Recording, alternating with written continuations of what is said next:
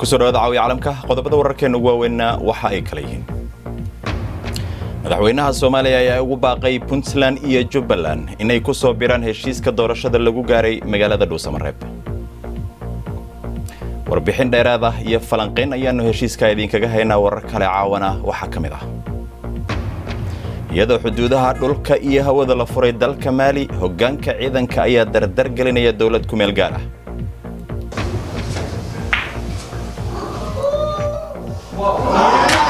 muqdishona waxaa lagu soo gabagabeeyay tartanka boolka miiska ama bilyaardiga waxaanu la hadalay qaar kamid ah dhalinyarada tartankaas ka qayb gashay toddobaadka iyo tiknoolajiyadana waxaanu ku eegi doonaa xasharaad robot ah oo batari ku shaqeeya iyo qodobo kale kala soco BBC News Somali Television ka raadiyaha online iyo baraha bulshada halkani waa London caawa iyo caalamka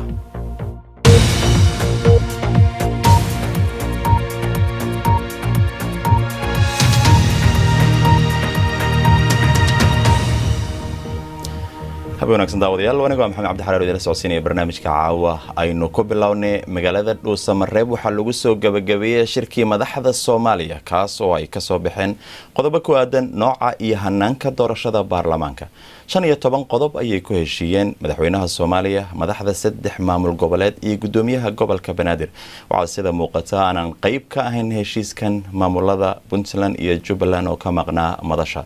qodobada heshiiska waxa kamid ahaa in qaabka doorashada 2020-2021 ay noqoto mid deegaan doorasho ah in ergada kursi kasta ay noqoto 300 iyo koox xibin oo ka imaanaya beesha kursiga wadaagta in doorashada lagu galo hanaanka xisbiyada badan in kuraasta Somaliland lagu doorto qaab doorasho dadban waxa kale oo la isku raacay in la ilaaliyo 30% saamiga haweenka in qorshaynta iyo fulinta doorashada looga dambeeyo guddiga madaxa bannaan ee doorashooyinka qaranka iyagoo kaashanaya maamulka ama maamulada dawlad goboleedyada iyo bulshada rayidka in heshiiskan loo gudbiyo golaha shacbiga si ay sharci uga dhigaan in dawlad goboleed kasta laga asteeyo ugu yaraan 4 deegaan doorasho oo ay ka dhacdo doorashada madaxweynaha Soomaaliya Maxamed Cabdullaahi Farmaajo oo maanta hadlay ayaa ka codsaday madaxda maamul goboleedyada ka maqnaa shirka inay aqbalaan go'aanada soo baxay isagoo la hadlayay maamulada Puntland iyo Jubbaland waxa uu yiri waxaan aaminsanahay in aad dib inooga soo qayb gali doontaan shirka aaraada iyo fikradaha aad qabtaan waanu u baahanahay maamulka Jubbaland oo ka jawaabay heshiiska doorashada ee Dhuusamareeb 3 ayaa ka hadlay mowqifkooda wasiirka warfaafinta Jubbaland Cabdi Xuseen ayaa sidan BBC-da u sheegay wallahi anagu shirkaasi hadda qayb kama aanan qayb galin waxaan loo arkaynay qaban qaadadiisii iyo qaabku uu yahay iyo go'aamadii hore sidii aan loo fulinin tabasho badan baa jirta mar haddaan ka qayb galin waa go'aan qolada joogto ay leeyihiin anagu hadda qayb kama nihin وهجاج ماملك بنتلاند أيانا ولي عدين موقف كذا شركة BBC ذا يلا حريرته وزير كورفافينته وحوينه شيء إن وجري دونه كلن أيلان دونان أي كيلان دونان قد بدأ هالشيء حسية شيء وحاخدك مجلة جرويسي توسا وجري وريها أحمد عويل وانو كحنا هاي وري أحمد عويل وركيسا يهد خدك توس ومجرى رالي هذا هدبا وحاخدك مجلة دوحة توس وجرى دكتور أفيرة علمي أو كفالوضة الرماها الصومالية دكتور أفيرة سو دو أدياد ما سنتين برنامجك نجلس سوق قيب كشو شركة Dhuusamareeb si weyn ayaa looga dhursuugayay waxaana iminka jira heshiis waxa horyaala dhaqangalkiisa inta aanan professor ku weydiinin nuxurka heshiiskan maxaad inooga bidhaamin lahayd ma santahay xaraare runtii horta marka hore waxa xoogaa gaabis iyo dhaliil badan ay ka muuqataa in Soomaalidu ayadoo waxa la rabaana ay muhiim yihiin loona jeedo ayaa laga meermeeraya markii bulshada caalamku qayliso oo spoiler iyo wax la isticmaalana waa la kala ordaya marka runtii arintaas ayada waqtigan in saan hadda dhaqaaqadan ay bilowdaan 1 iyo 2 iyo 3 ba waxay tusinaysaa in siyaasiyiinteenu wali ay meeshii laga rabay aysan gaarsiisnayn tan ah ka qaybgalka guud ahaan shirkan waxa la dhihi karaa shirkan wuxuu ahaa shir hal aragtiya ay ku shirtay oo madaxweynaha iyo intii aragtidiisa raacsanayd ah ama xisbigiisa dheh ama aragti hal ah dheh ay ku shireen oo ay ka maqan yihiin aragtiyadii ka soo horjeeday taas oo mucaarad isku wada ah ama heerar kala duwan ha ahaadeen ama mucaaradkii caadiga ahaa ha ahaadeen ama xitaa aqalkii sare ha ahaado oo wax doora laga siinin waxa dooda meesha ka taagan marka dhinaca ka qaybgalka qabyadaasaa ka jirta dhinaca issueska waaweyn saddexdii su-aalood oo meesha taallay oo weligeed doodu ay ahayd nooca doorashada waktiga iyo cidda maamulaysa saddexdaas arrimood runtii at least qoladan hadda meesha isugu tagtay hal aragtiba hadday doonaan ha ahaadeene waxay caddeeyeen sida ay rabaan inay u abbaaraan oo ah doorasho dadban inkastoo aysan afka ku dhufanaynin waktigii oo waktigiisii lagu qabanayo iyo guddigii doorashada oo maamulaya marka intani waa horumar marka dhinacooda laga soo fiiriyo laakiin waa qabyadaas waxaa la rabaa dadkii kale inay intay ula tagaan ay ku qanciyaan waa gartay brofesore heshiiskan oo aada nuxurkiisa u aragtay inuu qabyo yahay haddaba sidee filaysaa ama u malaynaysaa inuu ku dhaqan geli karo markaad eegto taxadiyaadka adiga sheegtaba oo hor yaalla waxay u baahan tahay hadda in runta loo soo dego oo dee cid hadda ama laga maarmana ma jirto cid maaragtay si loo duudsin karana ma jirto marka waxaa quban in madaxda hadda meesha tagtay anu waxaan aaminsanahay inay sidan si ka duwan u maareyn kareen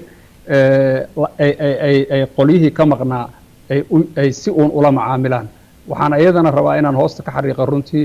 aniga shakhsiyan uma arag Siciid Dani iyo Axmed Madoobe inay ka maqnaadaan wax hadda gara oo ay ugula lahaayeen ma jirin waxaan awalba waxay ahaayeen wax adiga consensus iyo isqancin u baahan way imaan kareen waxa ay qabaan way ka sheegi kareen meesha cid qasbi lahayd ma jirin runtii ayaga waa saas laakiin waxaa intaa kaba sii qayb ka sii ah in mucaaradka laftirkiisa qaybo ka mid ah lista ay yimaadaan in civil society-ga u yimaado in waxani ay noqdaan maadaama xal siyaasadeed waxa laga raadinayo oo nidaamkii sharciga ahaa oo baarlamaan kaliya aan lagu fiirinaynin in si guud loo abaaro oo cid walba laga qaybgeliyo stakeholderska waxaa la leeyahay ugu dambayntiina arrinta golaha shacabka lagu koobayo oo baarlamaankii inta la kala qaybiyo hal qayb lala aadayana waxaa muuqata xoogaa nidaam partisan ah oo ay hadda madaxdii meesha tagtay ay ku fekerayso inay tahay saxna ma aha xalna ma aha aniga marka waxaa ila quman in sidan ka ballaaran loo fikiro waktiga yar ee la haystana si fiican loo abaaro dooda nuxurkeedana waxa waaye cidda maamulaysa ayaa hadda ugu muhiim ah in laga heshiiyo waayo labadan kale already waa ognahay maamulada iyo mucaaradka iyo kulli way iskaga dhow yihiin nooca doorashada inuu mid dadban noqdo iyo waktigaba labadaas waa laga midaysan isleeyahay laakiin cidda maamulaysa waa in laga heshiiyo Somaliland iyo toona waa in xoogaa layska ag dhaweeyo oo hal doorasho ay dhacdo oo aan 301 Somaliland laftirkeeda waa lagu apply garay karaa Professor Fira Cilmi aad iyo aad ayaad u mahadsantahay aad baad u mudantay وهاجاج هولجالك قرمة مذوبي مالي أيا شيء إن قيبتو ذا قابلسن حقوق ذا بني آدم كاي نقدين أما أي بقدين مدحويني هوري إبراهيم كايتا هي مسؤولين كلا يحرين عيدا مذا ذلك وعلى جوا رمية إن ولي لجوا هيو حردا عيدا مذا اللجوا مجعب كاتي أو كتلا بنان كمجال ذا بماك إن كستو أنا إنتاسي واحد أفسيسن أنا لوجين عيدا مذا أيا شيء إن أي سي داين لبا مسؤول وزير كمالية دي حقيقي هوري مدحوينها بلسه in 17 mas'uulo oo kale ay wali xiran yihiin ayaa lagu soo waramayaa iminkaas waxa ay ciidamadu ku dhawaaqeen in xuduudaha dalka dib loo furi doono waxa la soo kordhiyay ciidamada ku sugan banaanka wasaaradaha dawladda ee ku yaala caasimada balse dhamaakada ama dukaamada iyo ganacsatada ama dukaamada iyo ganacsiga oo kol hore xirna ayaa dib loo furay howlgalka afgambiga ayaanay soo dhaweyn madaxda galbeedka Afrika waxay ugu yeereen in madaxweynaha xilka laga qaaday si degdeg ah loo sii daayo khamiistii ururka ee kawas waxa ay sheegeen inay wafdi u diri doonaan maali sabtida soo socota uu hogaaminaya madaxweynihii hore ee Nigeria Goodluck Jonathan maanta oo jimco ah taageerayaasha xisbiga mucaaradka ah waxa ay u soo baxeen wadooyinkaasi ay u muujiyaan taageerada ay u hayaan afgambiga madaxweynaha ee xilka laga tuuray. Muuqaaladan aad arkaysaan waa kuwii ugu dambeeyay ee magaalada Bamako naga soo gaaraya iyadoo boqolaal qof ay si wadajir ah u banaan bixeen raali noqda muuqaaladaasi lama aanan ciyaarin. Su'aashu waxa ay sababtay afgambigani yaa sababa iyo su'aasha taagan tahay waa kuwa muuqaalada aad arkaysaan kuwii ugu dambeeyay ee naga soo gaaray magaalada Bamako. Haddii aynu eegno sababta waxa ay ku caddahay waxaa la sheegayaa in Ibrahim Boubacar Keita doorashada uu ku guuleystay sanadkii 2018 balse markaa waxaa caro ay ka taagneyd eedamo ku aadan musuqmaasuq siyaasadeed. Sidoo kale waxaa jira eedamo ku aadan maamul xumo dhaqaale. Sidoo kale waxaa jira caro ku aadan in aan ciidamada mushaar la siin iyadoo ay jiraan khilaafyo kala dhaxeeya kooxaha jihaadiyiinta.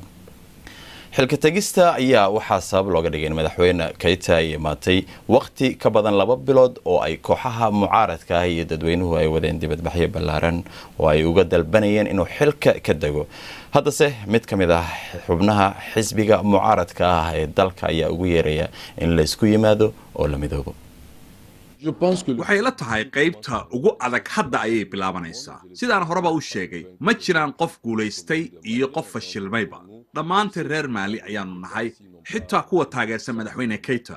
haddii aynan dhiig gelin ama aynan dhicin maalka dadweynaha, waa inaan isku wada imaano ciidan iyo rayidba si aanu u difaacno jamhuuriyaddan oo aan dimuqraadiyad dowlad wanaagsan u dhaqangelino.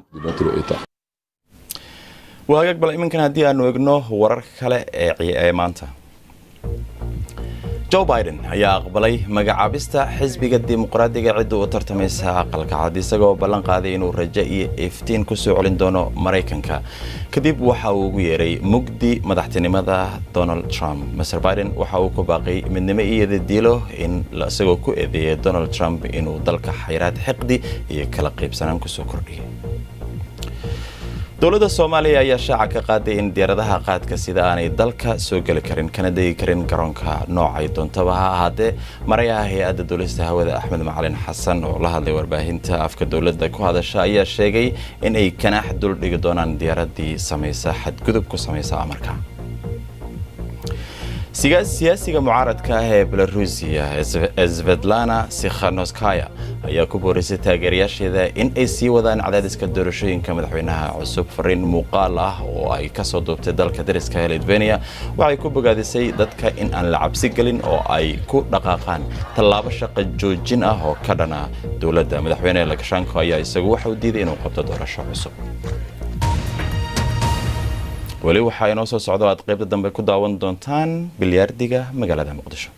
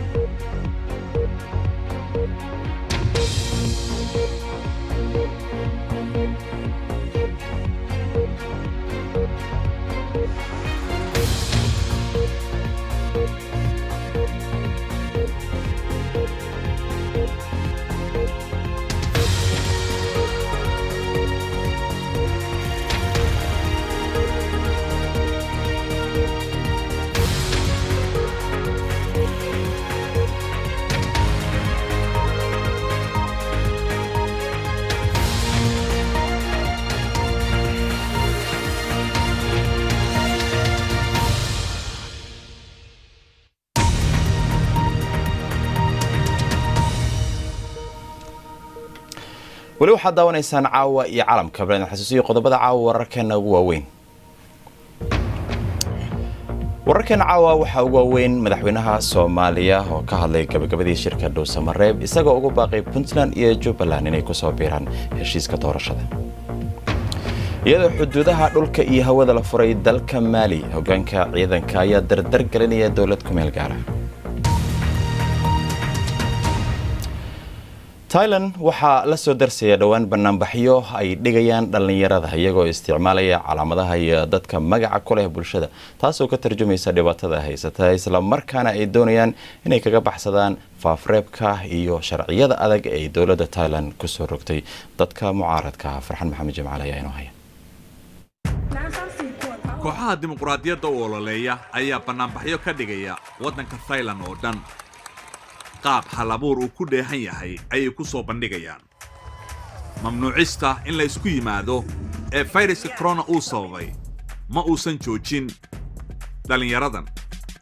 si ay da'da yar u soo jiitaan ayaa kooxaha banaanbaxaya waxay isticmaalayaan magacyada dadka caanka ah ee bulshada dhexdeeda aad loo yaqaan waxay isku soo abaabulayaan si degdeg ah si ay tallaabo uga horreeyaan mas'uuliyiinta iyo waliba sharciga amniga ee waddanka u degsan waxay isticmaalayaan salaan 3 farood la taagayo taasi oo calaamad u ah 3 shay oo ay dalbanayaan dadka mudaharaadaya doorasho degdeg ah dastuur cusub iyo in la soo afjaro dhibaatada loo geysanaya dadka mudaharaadaya maxay dadka banaanbaxaya qaarkood u sitaan boorarka maran waxay ku muujinayaan rajadooda eberka ah ama maran dadka Thaiga oo dhaqaale ahaan dhuunta la qabtay waxay ku matalayaan dadka banaanbaxaya digaagan jilicsan oo la qooyay sankana laga qabtay Hamatro isna waa kartuun caan ah oo Japanese ah waxa lagu yaqaan in uu ka heeso nooc ka mid ah miraha banaanbaxani dadka Thailand waxa kartuunkaasi uu ka heesaya lacagta canshuurta laga qaado mudaharaadyadu ay sii xoogaysteen bishii July taasi oo sababtay xariga 2 qof oo dimuqraadiyadda u ololeeya bishan August dadka banaanbaxaya waxay dawladda oo awoodda ku timid Afgambi military 2014 ay u arkaan inay tahay mid sharci darro ah waxa kale oo ay ka soo horjeedaan sinaan la'aanta ba'an ee dhaqaale iyo waliba bulshada oo aan horumar lahayn banaanbaxyadii ugu dambeeyay dadka waxay ku baaqayeen in dib u habeyn lagu sameeyo boqortooyada waddanka sharciga Thailand wuxuu dhigayaa ciddii wax ka sheegtay reer boqor inay halis ugu jirto ciqaab iyo xabsi dheer in ka badan 50% dhaqaalaha dalka waxa haysta 1% oo ah dabaqada sare dhalinyaro badan oo reer Thailand ah uma muuqato wax fursad ah waxaana ay diyaar u yihiin in khatar kasta ay qaataan si ay isugu dayaan in ay isbedel keenaan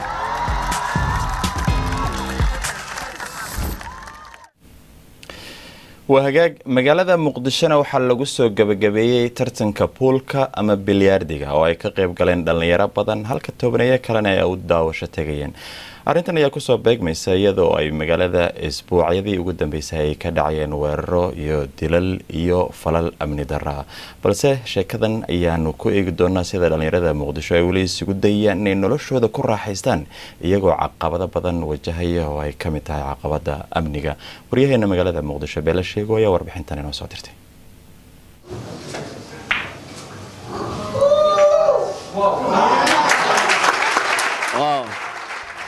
xiiso xamaasad iyo xifaaltan ayaa socda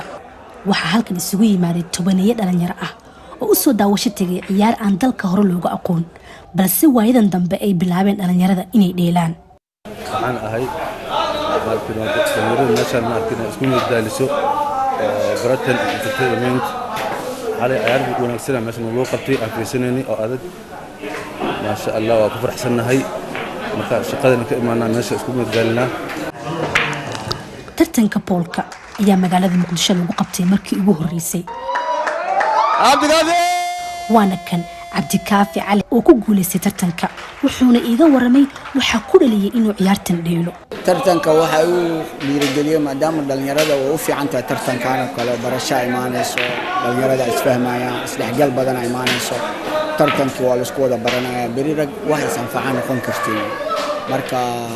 maadaama baashan ciyaartid waa u baahan tahay inaad tartan bal xirfadaada intay gaarsiisan tahay ogaatid inaad reen kartid waxaas ay u dhiirigeliyay tartankan oo ay soo agaasimeen Astaan Sports ay waxay noo sheegeen in ay ku bixiyeen qarash iyo waqti badan si ay dhalinyarada u helaan madadaalo maadaama ay ahayd ciyaar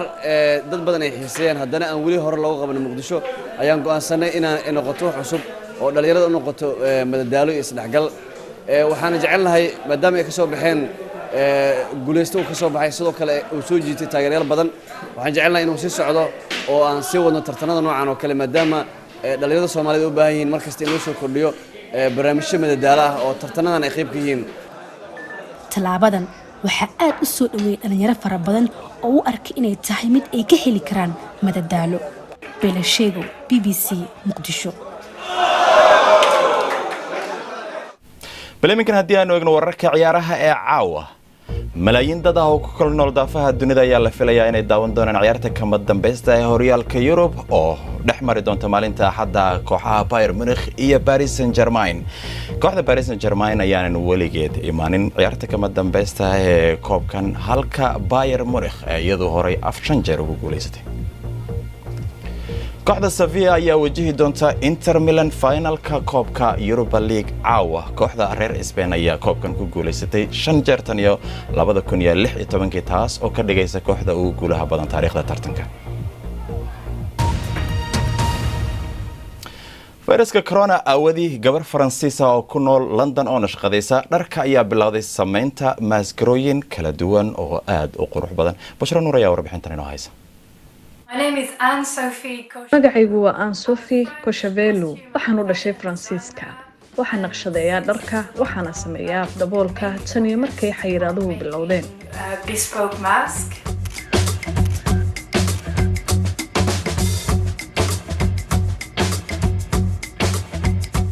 They're not like your ordinary face mask. Maskarada aan sameeyo ma aha kuwa caadiga ah.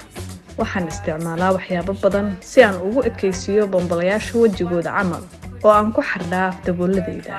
Barbie's or doll's face, I've integrated it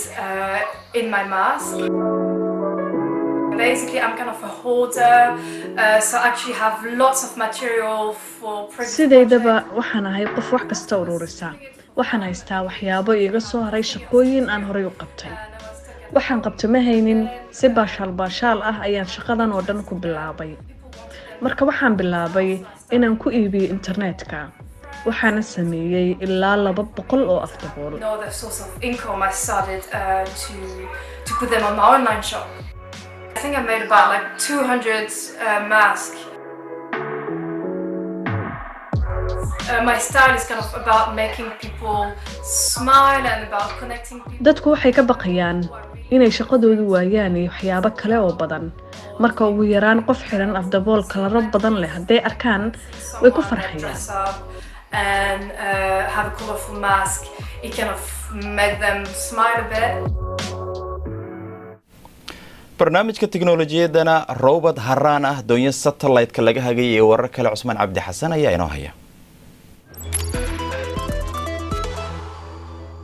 shirkadda Apple ayaa noqotay tan ugu guuleysiga badan Mareykanka. qiimaha saamiyada ayaa 60% sare u kacay sanadkii tagay. shirkadda tiknoolajiyada ee fadhigeedu yahay California waxa uu hadda qiimaheedu yahay in ka badan $2 trilyan. 2 sano gudahood ayuu qiimaheedu laabmay kadib markii ay noqotay shirkaddii ugu horeysay adduunka ee $1 trilyan noqota laga soo bilaabo 2018. bal markana fiiri robot haraan ah ama dibqalooc. waxaa samaysay koox cilmi baarayaal ah oo ka tirsan jaamacadda Michigan.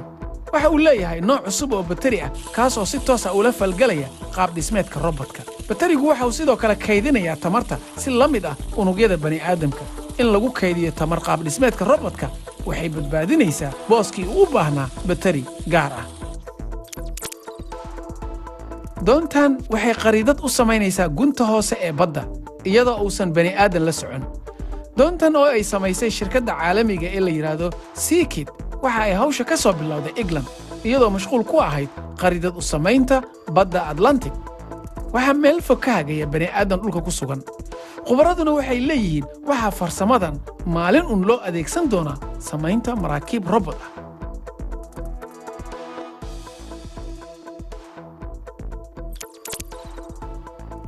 ugu dambayntiina bal fiiri carabkan robotka ah waxaa loo ekaysiiyey xayawaanka la yiraahdo jirjiroolaha. waxaa samaysay koox ka tirsan jaamacadda Soltech. ujeedka waa in uu soo qabtaa shayada iyadoo aad aan loogu dhowaan.